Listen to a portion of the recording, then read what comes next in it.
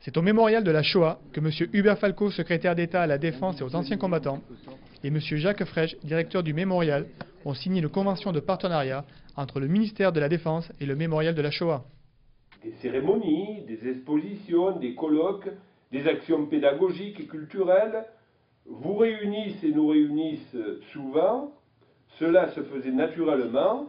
Aujourd'hui, nous donnons à cette coopération sa forme juridique. L'occasion pour le secrétaire d'État de s'adresser au nouveau cadre du ministère de la Défense, venu suivre un module de formation conçu à l'initiative de la DMPA sur le rôle de la fonction publique dans le processus d'exclusion et la genèse des génocides.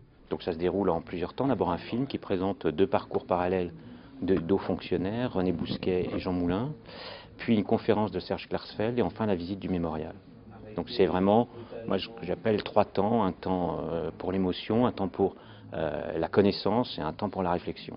Une réflexion nourrie par la singularité du centre de ressources, qui est aussi un musée de la vigilance conçu pour apprendre, comprendre et ressentir.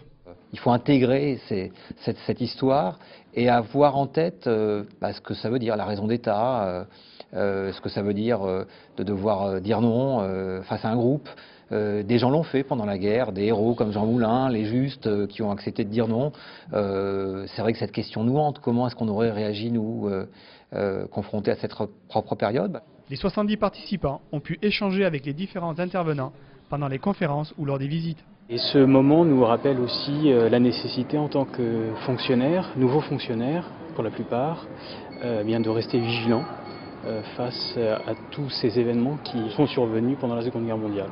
Cette formation devrait être étendue dans l'avenir aux catégories de fonctionnaires non cadres de l'administration centrale.